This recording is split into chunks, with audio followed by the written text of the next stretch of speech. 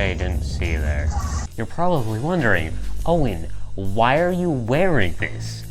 Well, that's because today we're going to be talking about Foamstars, which is very similar to Splatoon, and the last time I talked about that, I got a gun pointed at my head. And yes, I am in my own house, but they're always watching. So this costume should slow them down.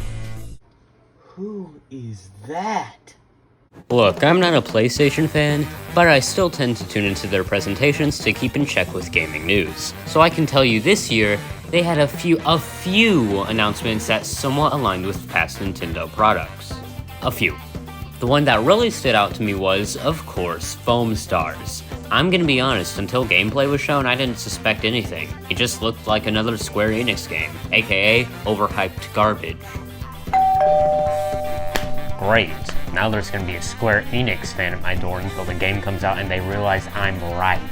Apparently I'm blind, since this guy right here is literally wearing an ink tank. I thought this part of the trailer where they jump off some bubbles mid-air looked cool, but I bet that was the whole point and that's not an actual gameplay mechanic. And then... yep, this is Splatoon. That was this game's stand-in for swim form, using some generic surf/hoverboard.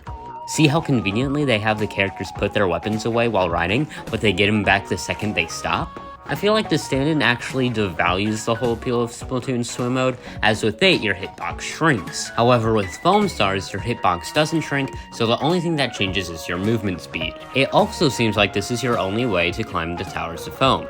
Speaking of which, this is, as far as we know, the biggest difference between the two games. You can stack foam vertically, while ink can only be spread on pre-existing platforms. This might lead to some interesting strategies, with you being able to effectively make your own high ground and defense, but that seems to be about it.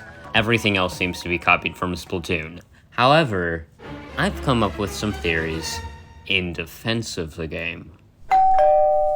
And there's the Splatoon community! Upon first viewing, this looks like the Blob Blobber. The bubbles look almost identical along with their physics. And just look at the hit effects, that's just copy and pasted. Later in the trailer, we can see characters shooting the titular foam, which replaces Splatoon's ink. But we only see one or two weapons actually use this, the rest using the aforementioned Blob Blobber bubbles.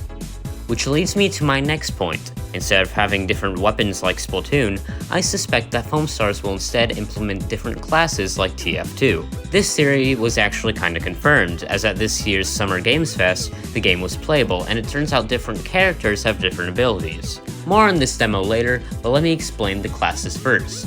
This move, where this character summons beams of foam, seems to be a blatant copy of Triple Ink Strike. However, later in the trailer, it's implied that nothing before a certain point shows off any kind of specials at all. This means that this Foam Strike isn't a special move, but instead just another attack in this specific character's arsenal. Back to the demo, reporters said that each character has two main skills and an ultimate attack. We can see this in a Bubble Barrel move, which is similar to the Reef Slider, and this main weapon, which is a mix between blasters and the Inkzooka. But there's also some original moves in there too, such as this Wall of Foam and this huge bomb, which doesn't seem to be ripping off a specific Splatoon mechanic. The demo I mentioned earlier also revealed that the game's main objective isn't to cover the arena in foam, but is instead a pretty generic team deathmatch. Another mechanic I haven't seen people talking about is how you can save teammates from getting knocked out by sliding into them, while you have to slide into someone to knock them out. While this gives the mechanic an alternate use besides just quick movement, it also feels a bit unneeded. To be fair, I didn't play the game demo, but if this game is as chaotic as Splatoon, I don't want to have to slow down mid-match to play a game of freeze tag. And I think with these mechanics that they knew they were going to be compared to Splatoon, so they just put in random little differences as if to say, you see, we're not just another Splatoon. But then you get to the special, or ultimate attacks, and this game gets really hard to defend. This big bubble you roll around in, that's just the baller. I said baller, take one. I did not say bubbler. I don't know what you're talking about. This huge explosion? Booyah bomb much? Ooh, this looks new. Nope, it's just a slightly modified version of the splashdown. And of course, this crazy looking beam of foam is just the killer whale. This game needs to learn that you can't just copy and paste a core gameplay mechanic along with many weapons and attacks from another game and still be seen as original. So make up your mind, Foamstars. Do you want to be a Splatoon clone or not? But wait! After all of that, towards the very end of the trailer, we get this scene that seems to hint that Foamstars know something that we don't. Ready for the Foamstar party? Well, I am, but I'm not sure about the rest of humanity. Fine, I've run out of commentary for Foamstars anyways. What did we tell you about talking about...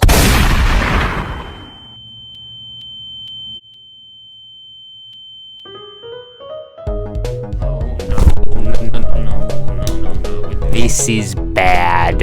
I thought it was gonna be someone coming to defend Foamstars or complain about Foamstars, but no, it was just one of the people who told me not to talk about Splatoon. Well, let's be real here. The Splatoon fans and the Square Enix fans are gonna be at my door any second now. Wait.